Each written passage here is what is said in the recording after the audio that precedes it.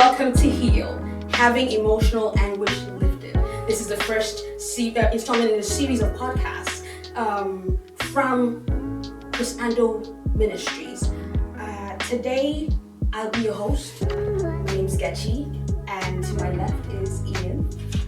Ian is tell us about yourself. I'm a legal technologist by profession, but I'm also an enthusiast in creative arts and all sorts of things.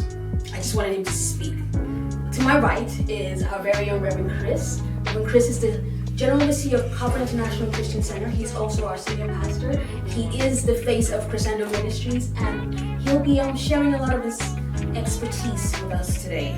Over 20 years. That's right. That's a lot of time. To his right is Colleen. Colleen is? I am a communication student, but I also have an interest in women empowerment and mental health. Awesome. So this conversation is going to be interesting. Next to Colleen is our very own Francis. Francis is? I'm a health tech professional by day, and by night I'm a youth mentor and Christian. Thank you. Christian and night only. That's a good point. I forgot to mention we're all Christians. Thank you, Francis. That's actually a good point. We're all Christians. This is a Christian based show. It's a Christian-based podcast. What that means is that we will be drawing from the Word of God. We will be drawing insight from God's Word. Okay? I want to just share with you what the objective of H.E.A.L is. Remember, having emotional anguish lifted. So we want to identify and address issues relating to, this time around, we want to address abuse and mental health. We also want to we're going to share our personal stories. Some of us have some personal stories, right?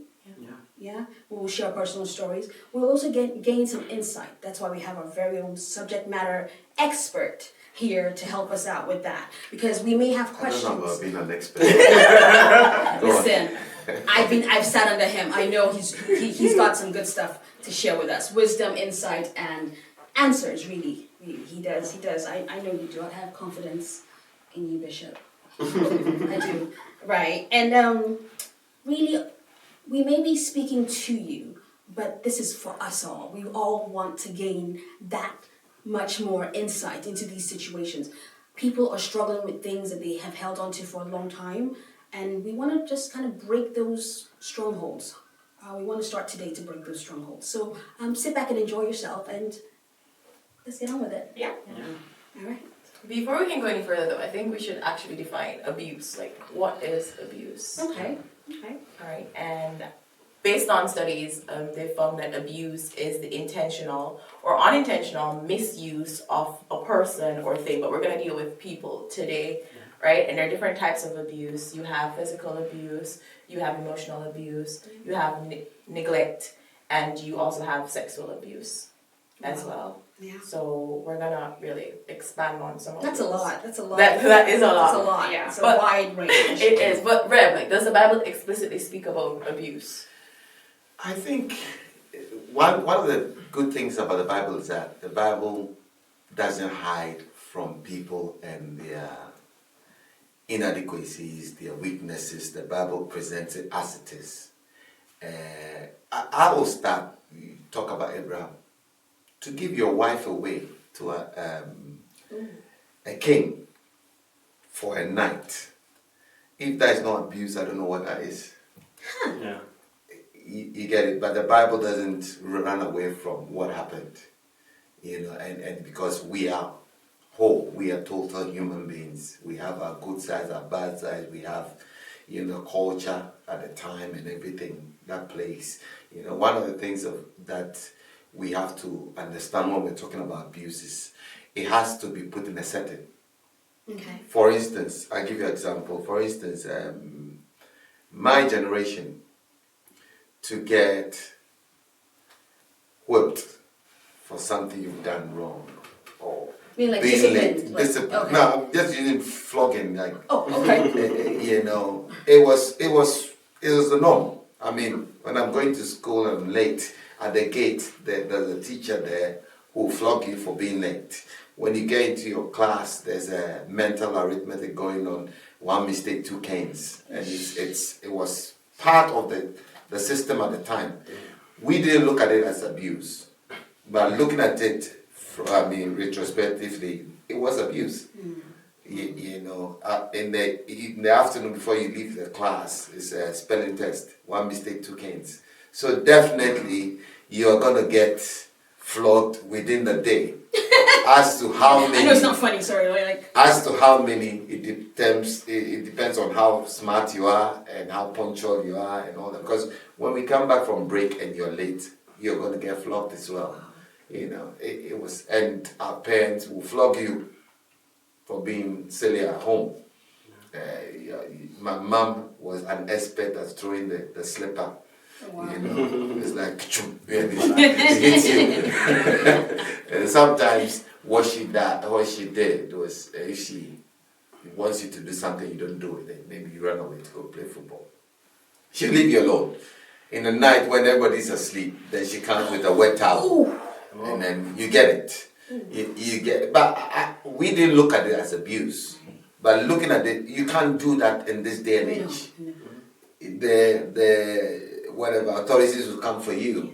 You know, so abuse has to be put in a setting. Yeah. I'm not in any way going to justify it, but I'm saying that there's a context, there's a setting that you have to also bear in mind. Otherwise, we are going to carry stigmas all over the place, talking about how abused we have been.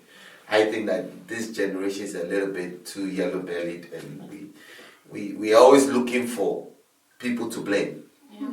And so we stick, labels. I've been abused, I've been that, and it's like your parent told you off, and you say it's emotional abuse. That's not emotional abuse. Yeah, because in retrospect, would you say these experiences helped you in the long run? I would say so. And I'm not going to justify it because some of it were too excessive, But I mean, like being asked to go clear the bushes because you did something in school and That was a punishment. That was punishment. Or being. I mean, we had a teacher who used to slap. Just slap you, and that was it. There was nothing to it, So then, it was excessive. So then, Rev, how would you distinguish between that line, discipline and abuse? Like, what advice can you offer to parents and children? Is it discipline? Is it abuse? Well, discipline has moved on. What we call discipline back then was corporal punishment. Mm-hmm. What we call discipline today is different. You withhold something like maybe a phone from a child. You take their telly off, or you change the Wi-Fi password. Or you that's a good one. Or you banish them to their room. Go to your room. Stay in your room. You're on what do you call that? You're grounded. You take everything off the person. That is what we call discipline today. Yeah. But I used to say to my kids that I'd rather discipline you than the police.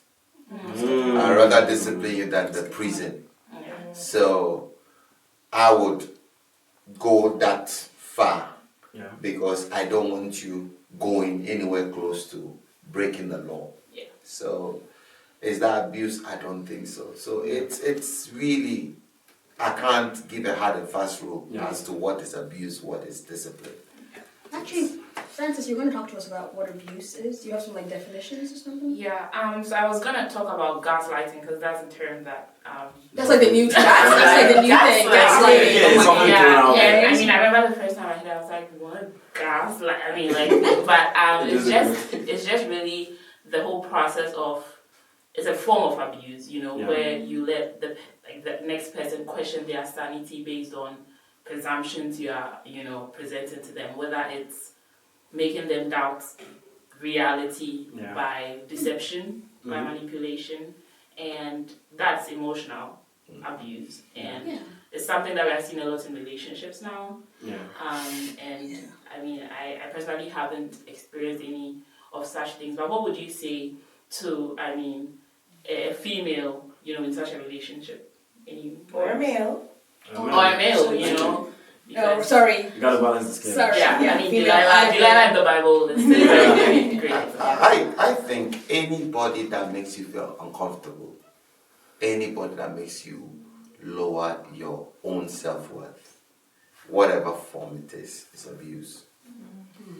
You know, we are in each other's lives to better each other.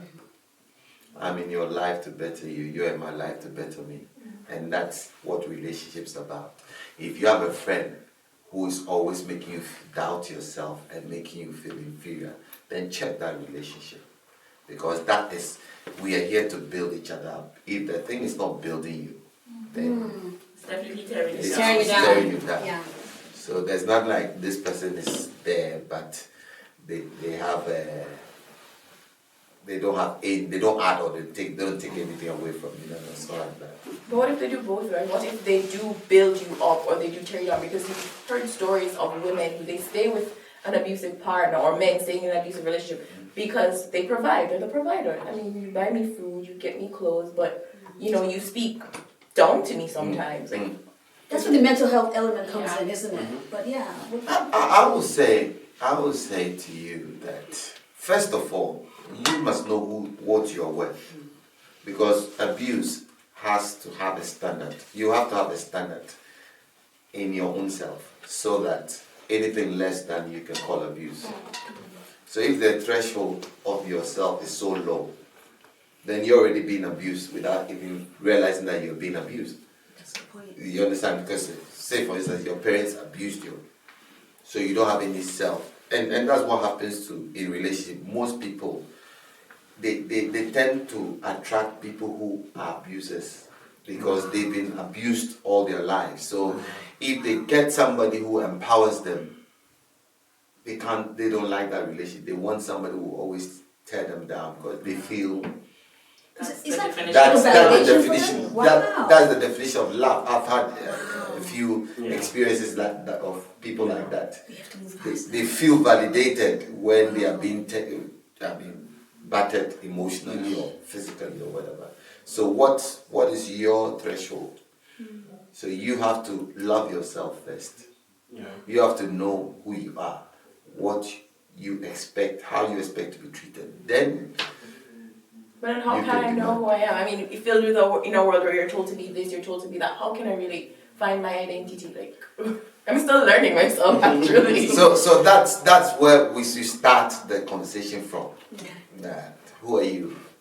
What is acceptable? What is not acceptable? What is expected from a relationship, and what is not expected from a relationship? A good example is if you've never had a father figure, you've never had a certain type of authority in your life, you don't expect a partner to be an authority, because if they try to correct you, you see it as abuse. Because you're a product of your upbringing that had no authority, that was brotherless. So you don't need anybody trying to guide you. I had a pastor that I was training, and I disciplined him, and the next day he brought his resignation and left. And then he went away for a few years, and then he came back after a while, and he said to me, I didn't realize that the discipline you were giving was because of love. To him, it was like, how dare you trying to control So because my he had life. never experienced He has this? never ever in his life I experienced see. any authority figure in his life telling him you can't do this or you should do this. So to him, I was the most stern Yeah. person And who are you and how dare you? How dare you? Wow. So it's like, I'm saying that to tell us that we need to have a standard in our own self before we can talk about abuse. Else, everything else, I look at you wrong, is sexual abuse. Man. Because somebody looked at you and the next thing they did was they raped you. So just me looking at you.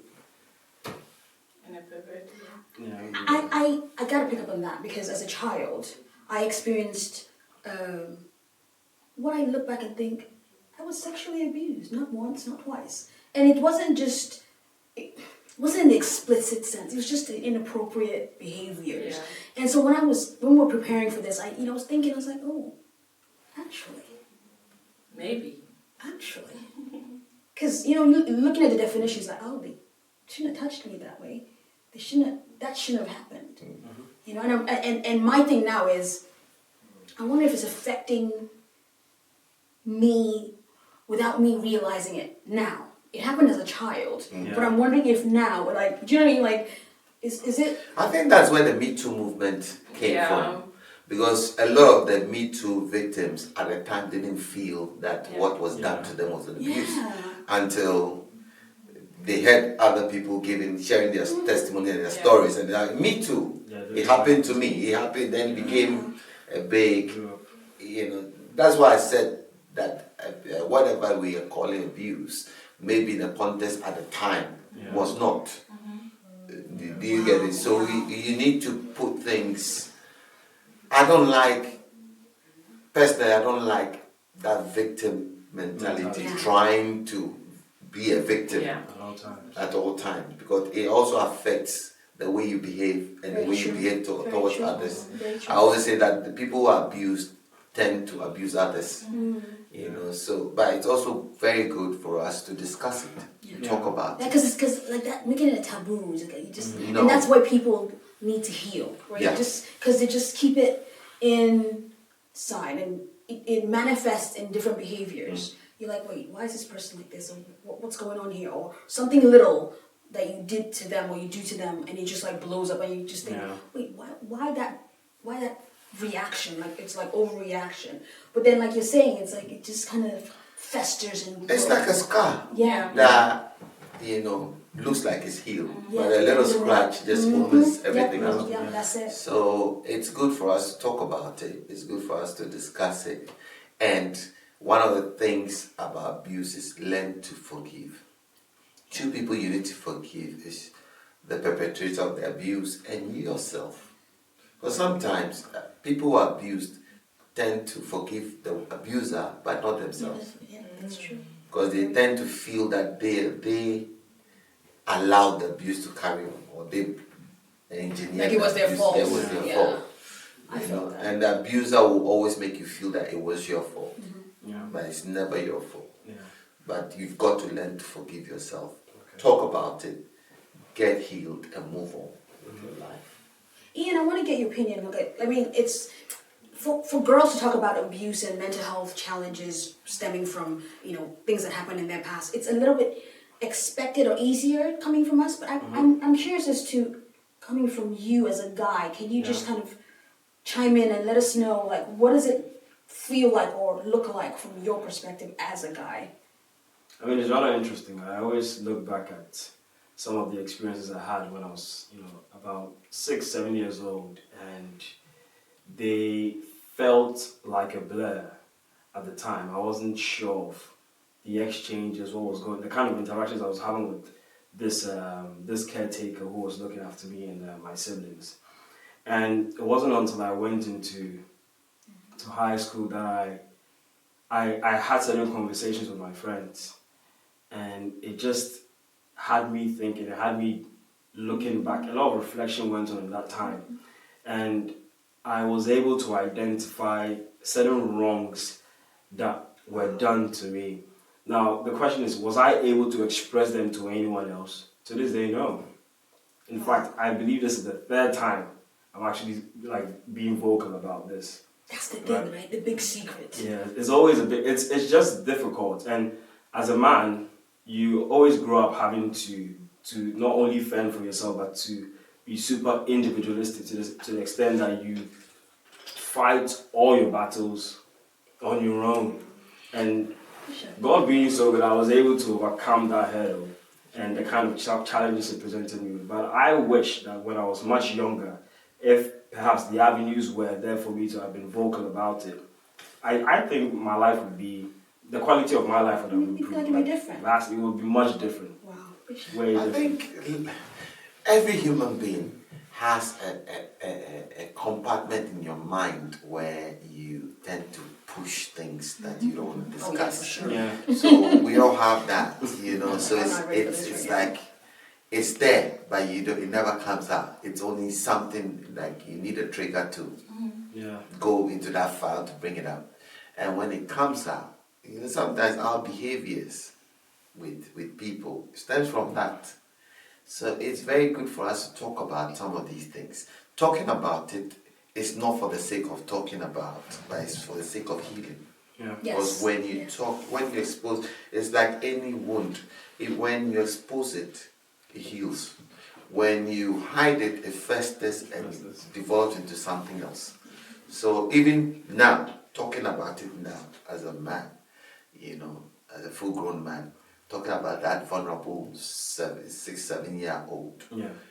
it's a therapy because it's making you see that is what happened to the little you. Yeah. And you don't have to protect that little Ian anymore. So now you expose it because the adult Ian is trying to protect the little Ian by not exposing that side. So you call it a blur. It wasn't a blur. It's that the adult in you is trying to shield that little Ian from, you know, being disgraced, being humiliated by that thing. But now you've just opened the door for us to see the little Ian. Yeah. And for us to be able to tell that little Ian that it was not your fault. It was done to you. Yeah. It was not done with you. I don't know whether you're getting it. Yeah. Wow. There's I a like difference that. Wow. between done to you and done with you. Yeah. You didn't have any part in it. Somebody who was supposed to be responsible did that to you. You know. So now that little Ian knows that it was not his fault, and that's the healing that the big Ian is waiting for. Yeah. Reverend, I know you spoke about, you know, I mean, talking now is good because you're an adult. But what do you do when you find yourself in a situation? Who would you advise people trust? You mean like know, when it's happening? when it's right happening now? in the Yeah. season? What do you do? Because some people, Yeah. The reason why a lot of people keep quiet in abuse is because they think they will not be believed. You know, and some of our parents, let's start with the parents, some of our parents at the time didn't want to deal with the confrontational aspect, the embarrassment and all that. So they'll rather shush the child, you know, and rather than, I've dealt with so many ladies who maybe were molested by cousins, uncles, what have you, and they went to mom, went to dad and reported, and dad or mom shushed them. And the abuse or the pain is not what was done to them, but the fact that mommy didn't believe, yeah. or daddy, the one that I trusted, that I went to confide in, rather is the one that abused me by shutting me up. Yeah. You know, so that becomes the head that is associated with the abuse. So the abuse is not as painful as that. You know. But what I would say is that always find somebody you can trust. Somebody you can, it doesn't have to be your parent. It doesn't have to be. You can find somebody. And like when my kids were growing up, they had one of my assistant pastors who was like their father. So anything they couldn't tell me, I encourage them to tell him. Because that is what helps. Yeah. You know, and it's like, because sometimes they feel like, oh, daddy will, you know, so they will tell. Yeah. Pastor Richard was more like the father to my kids, because anything they're feeling, they go to him, and then he can explain, or he can, and then at this point, you just give me a heads up that watch this, or you know. Heads up. Yeah. Like I like that. Like somebody else is like saying, just Yeah, look just- out for this. Yes, what Yeah. this. So that helped. Yeah. Takes a village. You know, yeah, because it takes a village to raise a kid. So I would say to a kid or somebody who's going through that is find somebody who, like a Pastor Richard type of person, and speak to the person. Yeah. It doesn't have to be your mom, it doesn't have to be your dad. Yeah. It can be somebody else. Yeah. Yeah, I mean, that being said, like, there's a lot of stigma around abuse, and that suggests that, like, abuse has been a part of culture for a very long time. From the days of Abraham. Yeah, which is unfortunate. But I guess the main thing that we need to tackle as a people, as a whole, is the stigma surrounding it. What are some of the ways that, and in fact, the more novel ways you can address the stigma surrounding abuse? One of the things that I have seen is when you give the abused victim the forum to talk freely, Okay. not to feel judged, not to feel, why did you allow this to happen to you? Why didn't you say it to me earlier? Why? No. Allow them to own their truth and say their truth, without feeling judged, without feeling, under scrutiny. That helps the person to be able to actually tell you. Because sometimes people who have been abused, they don't tell you the details, they give you the headline. Absolutely. Just The headline, just to see your reaction. Just show you, yeah. So your reaction is what will make them open up a little bit more or not. So as a counselor, what you do is don't show any emotion, don't show any judgment. Yeah. You understand? Allow the person to own what happened to them and be able to express it to you. Because in expressing, that is where healing takes place. Yeah. Don't be quick to jump in with solutions. Don't be quick to jump in with, you should forgive them. No. Allow them to expose their pain. That's like the scripture talking about, it's slow to speak. Yes. Yeah. So the more you allow them to talk, the more the healing, because talking is healing. Yeah. As you're speaking about whatever happened to you, you're being healed. Yeah. There's a lady who came to me once, and she felt rejected by her dad.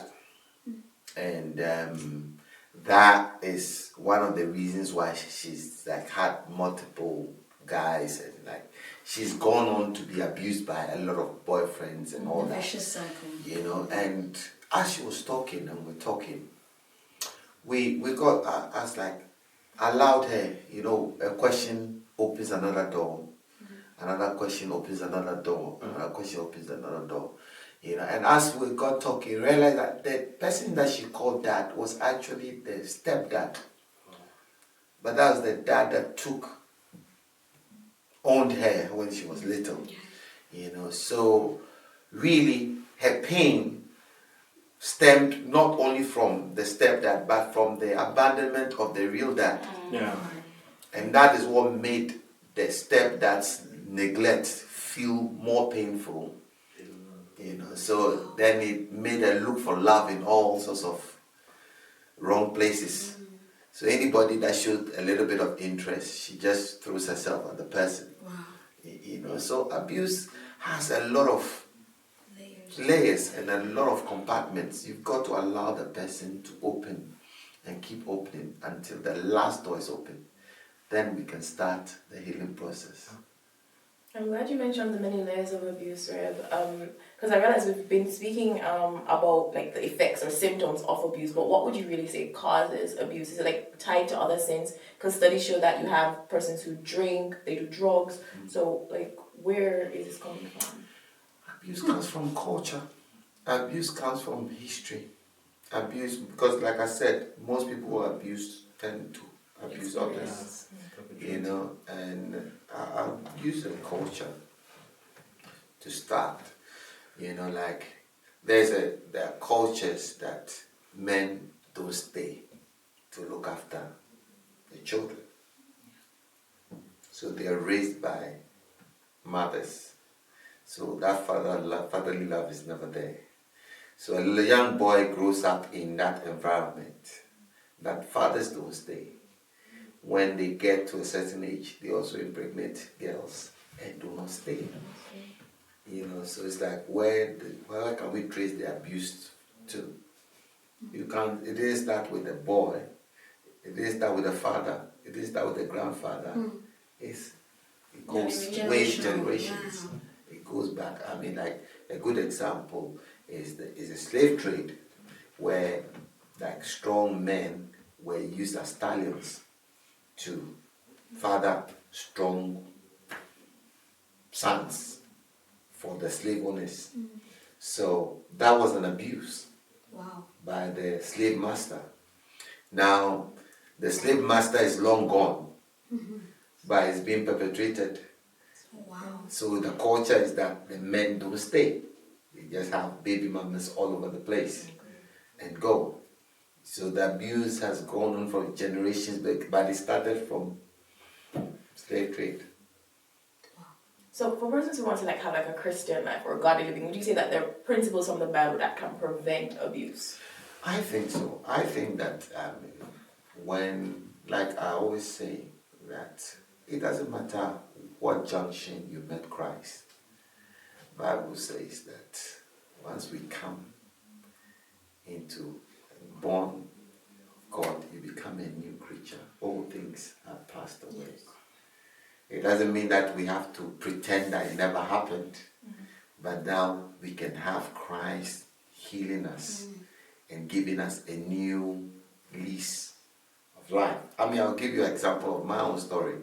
My father, growing up from ages of maybe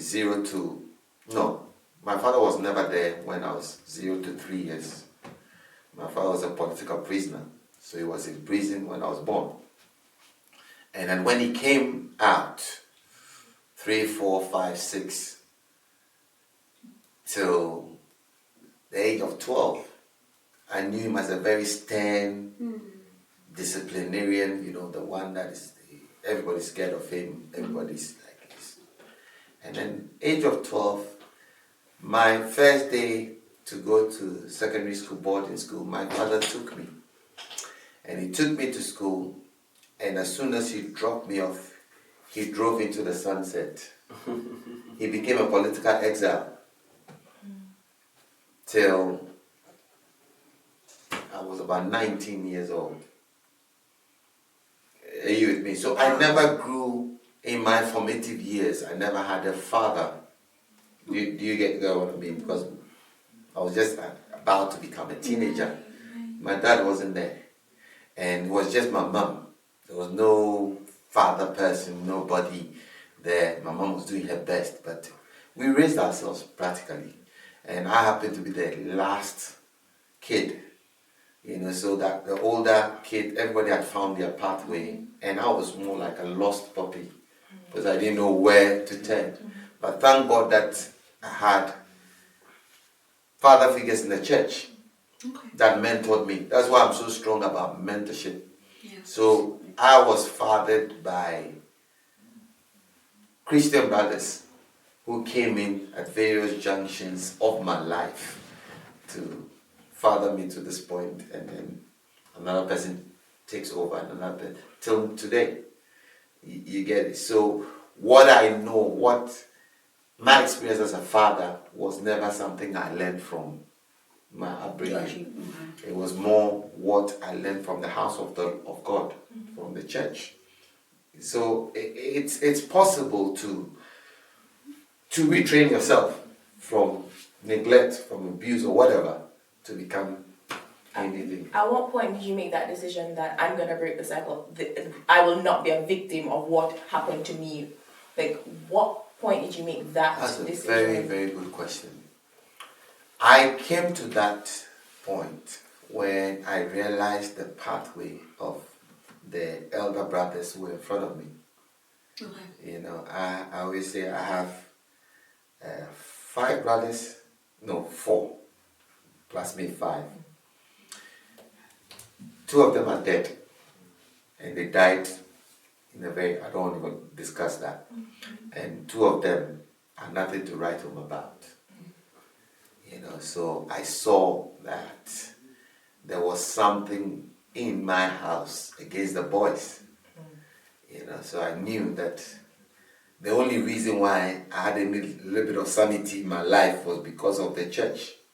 So you saw a spiritual link to what was happening? Yes. So you better stop here. Because this is your Sancho, this is your security. You know, so I mean, I took it, and I had people who were always speaking into my life, you know, at a very early age. So I knew that this is my refuge. Any veering towards the left or right, that's me gone. Yeah. Till today. So I know for a fact that if I stop believing in God and doing that, I'll be dead. I know that. You know, so. Wow, this conversation is getting deep. I didn't see it being this deep. I mean, I knew it was gonna be good, but it's getting deep. I feel like we're gonna need to have part 2. Possibly. Perhaps. I really wanted us to talk about abuse of a father. Maybe that's what we need to talk about from next time. Yeah, we'll have to. Yeah, definitely. Because I feel that a lot of the abuse that we suffered or we suffer as people stems from that point. Okay. Yeah. Because the seed giver is the father.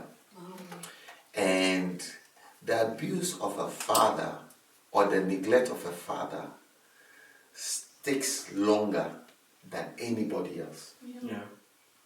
A lot of people have issues in their married lives, in their single lives, and whatever, because of the neglect from father.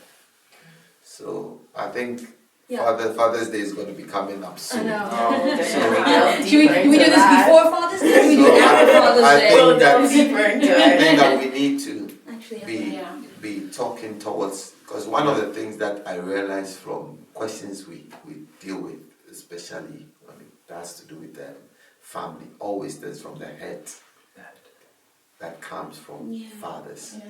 So it's one area that I think that we need to look at next time.